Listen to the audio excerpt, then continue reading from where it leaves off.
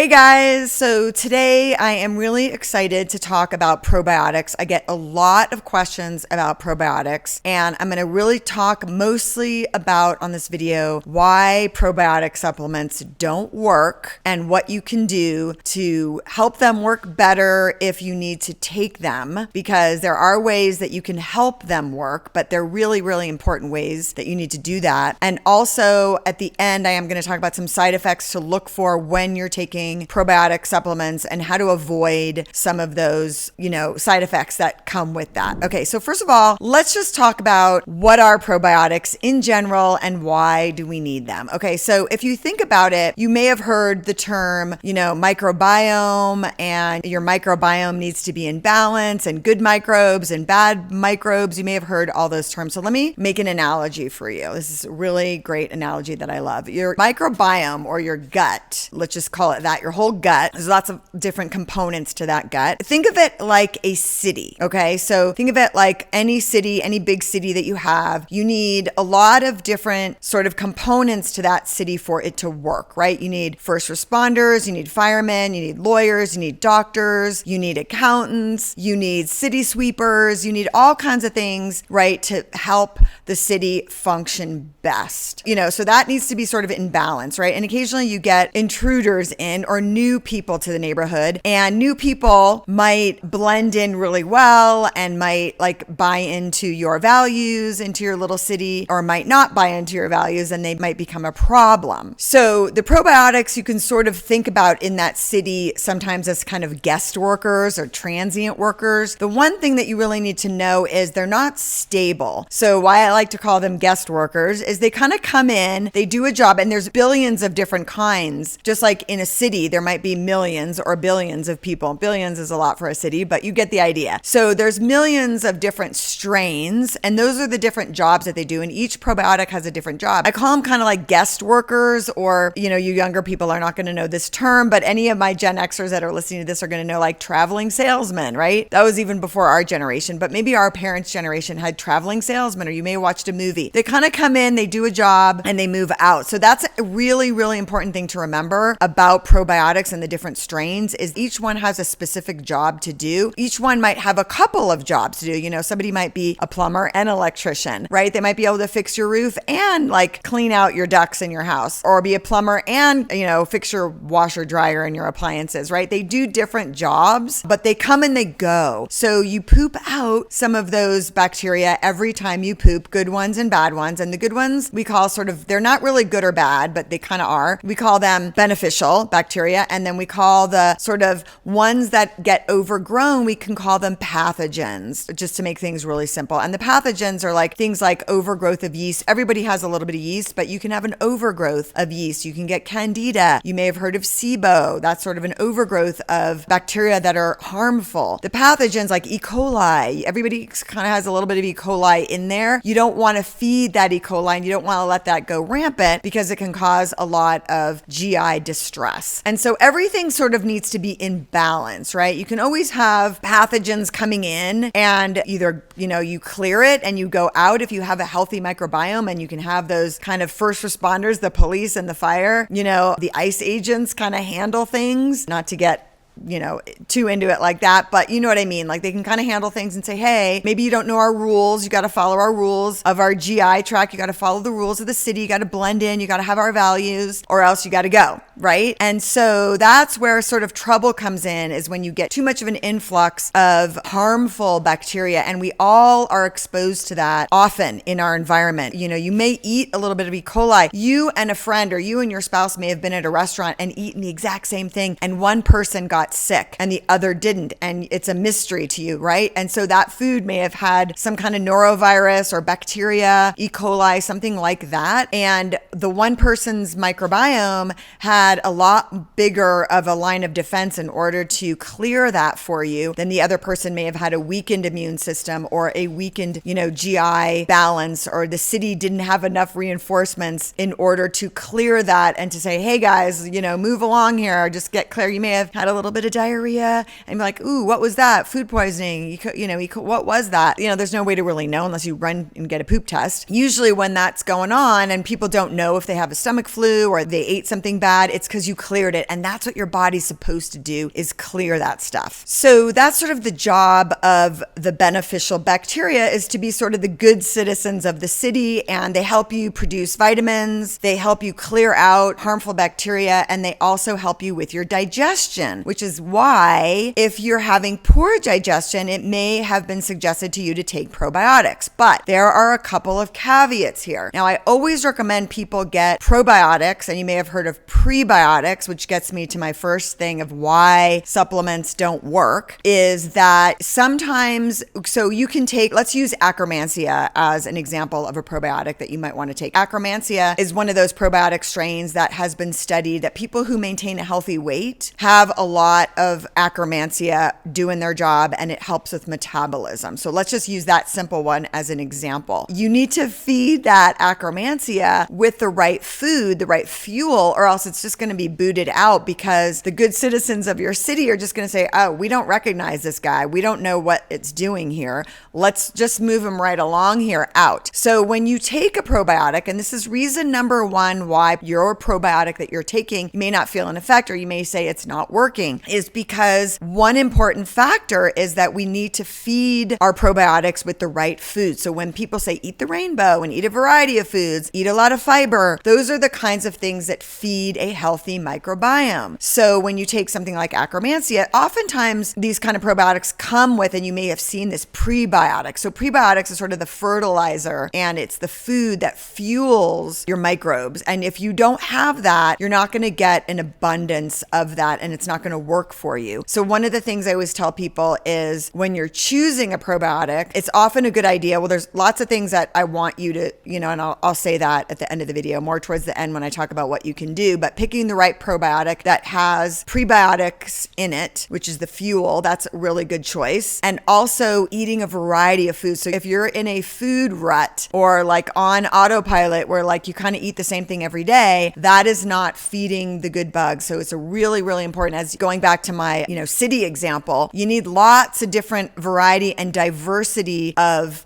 thought, diversity of background, and diversity of skills in order to make a city run really well, right? So same thing with probiotics. If you're only eating the same thing, you're just feeding the same probiotics, and those are the ones that are going to survive, right? So if you've got a bunch of plumbers that are vegan only and you only feed it red meat, the vegan, probiotics are going to die out. For example, the plumbers are going to move away because there's not going to be any food for them to eat. In other words, I hope that analogy is making sense to you guys. You need a diversity, and you need to feed. That's problem number one, is that we don't know and we don't feed the existing and the new probiotics that you're feeding it. You need to make sure you're giving it the right fuel. Okay, so problem number two, why your probiotic might not be working is, and this is going to be not good news for people, and you may not have heard this, but drinking alcohol is going to be really dangerous on a daily basis. Overconsumption once in a while is okay, once or twice a week. But if you're really trying to build up that gut microbiome and rebuild from, let's say, being on antibiotics, because just side note here, antibiotics kill all of the microbes in your gut. They basically are like on a destroy mission, right? Of like clearing that out like a nuclear bomb for that city. So if you're on a mission to kind of rebuild it, it's going to be really important post-antibiotic to refrain from alcohol, because that is going to sort of inhibit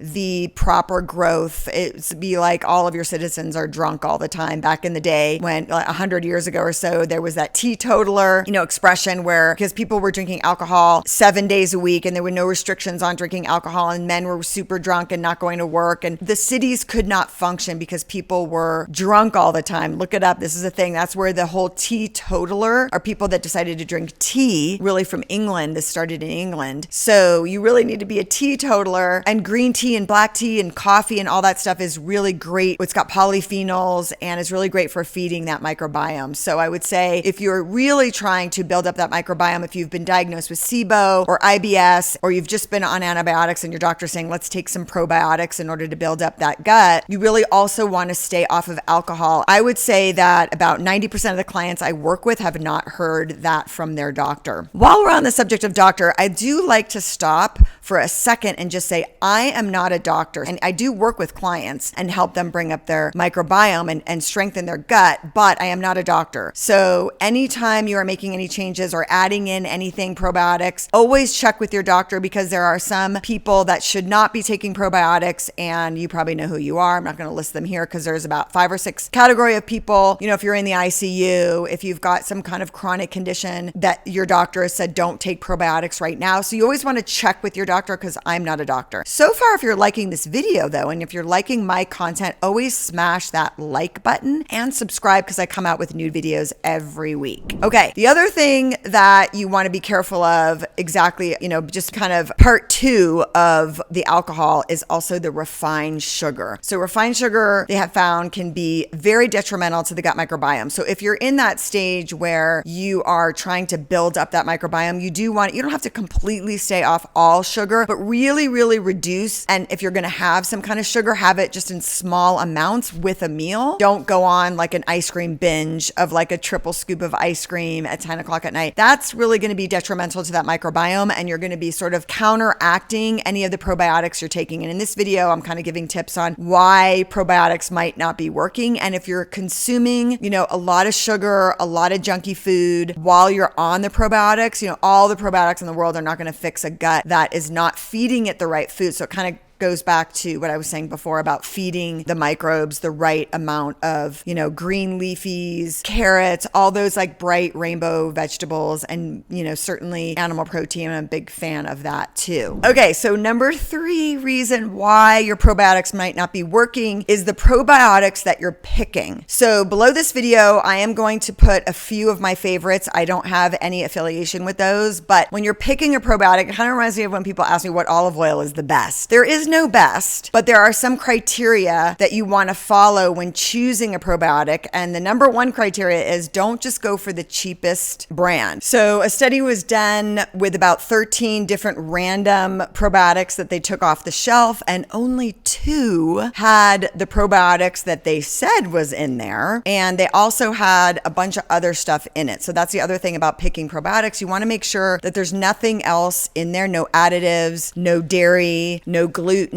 you know, no corn. So read labels. That's tip number 3 there. Read the label and make sure that your probiotic doesn't have a whole bunch of extra additives. Sometimes they have other things in it, but if you're, you know, working on gluten, dairy, soy, all that kind of highly inflammatory stuff that, especially if you're celiac and you're working on your gut microbiome, usually those are the people that are taking probiotics. You want to be careful that you don't have any of those things that can aggravate your immune system while you're trying to take your probiotics. Another reason why they might not work is you might be taking one that has stuff in it, you know, that's going to interrupt that gut health, you know, moving in the right direction with the gut health. So the other thing is you want to have a variety of strains. So there are brands that have like 100 million strains and 100 billion microbes, you know, like variety and amount of. So you want to make sure that you're getting the right strain and the right amount of the proper probiotics, and also that it has been tested. So when you go on the label,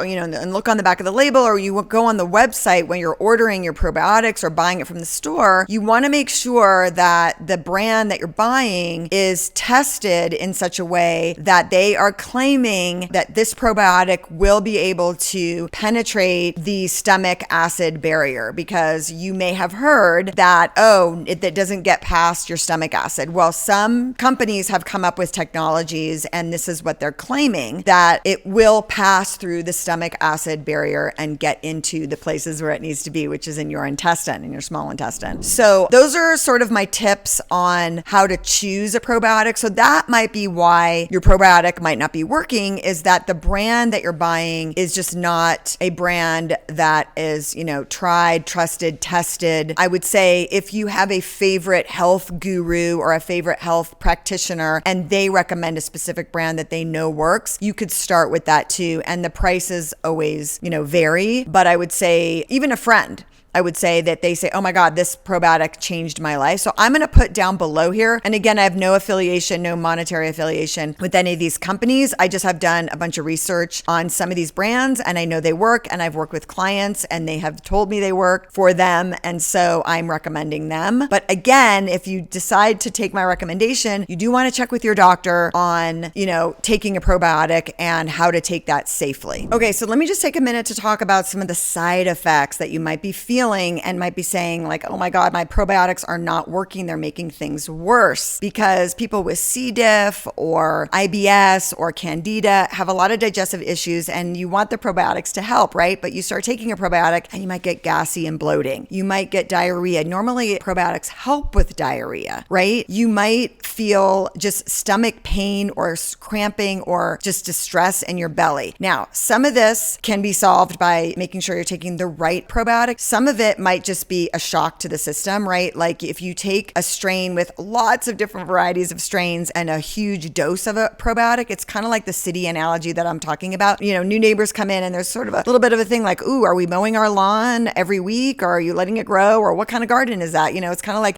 HOA rules, and they don't, new neighbors, and they don't know the rules. And there's a little bit of a, adjustment period. So think of it that way, that you got an adjustment period and you may need to slow it down. You may be taking too much too soon, because it's not like a pill, like an Advil that you take for a headache and your headache is immediately gone. It's going to take some time for all of that to kind of work together. One of the things you can do if you've got gas and bloating only is take your probiotics at night instead of in the morning, just because, at night you can sort of tolerate a little bit of gas and bloating, overnight, rather than like, you're feeling really bloated during the day. That can be a solve. Slow down. Also look at the type of probiotic you're taking. Maybe just start with one strain, the strain that you really need, and getting with your healthcare professional or your doctor, someone like me, you can find out sort of, what you're actually looking for. Like, we talked about Akkermansia. If you're looking for weight loss, that's a really good one. And a lot of them come with Akkermansia by itself. That shouldn't cause you any distress or any gas and bloating, but I would say just slow it down. But those are some of the signs and side effects that you can get from taking a probiotic if you do too much all at once. Okay, so just to recap, to make sure that your probiotic supplement is working, you're going to think about a couple things. Number one, you're going to think about making sure that you have a prebiotic either in the probiotic, or make sure you're eating and drinking a variety of different colorful things. You want to refrain from alcohol, overconsumption of alcohol, and overconsumption of like fast food and sugar, because the probiotics just will not work if you are not eating the right food. Let's just bottom line it. So by the way, if you are still here and listening and you are addicted to sugar, I have actually a 7-day free 7-day sugar detox, and you can click the link below and get that in your email. And it just walks you through how to detox off of sugar. So if you're someone who is on, a lot of antibiotics and you're trying to build up your microbiome, if you've had SIBO, if you have IBS, if you have any digestive issues, celiac, I know that's a constant battle for some people, you definitely want to be off of sugar, because that will make a huge impact without even taking any probiotic supplements. That'll make a huge impact on not feeding, because something like Candida, if you have been diagnosed with Candida, that's fueled by sugar. So the sugar is sort of feeding those bad bugs or those pathogens that we talked about. So if you want to go off sugar, I walk you through step by step. I tell you what to eat. I tell you how to reduce those sugar cravings and how to get that monkey off your back. And it's all free. You just have to click the link below and register, and you will be on immediately, and you'll have it forever in your inbox. If you don't want to do it right now, you can just have it there for when you're ready to detox off of sugar. I always recommend people go off for 30 days, but this detox is like a 7-day guide, and you do get a guide on, walk you through step by step how to go off of refined sugar. Okay, thanks guys. And don't forget to click the like button if you liked what you're hearing, and subscribe, because I come out with new videos every week.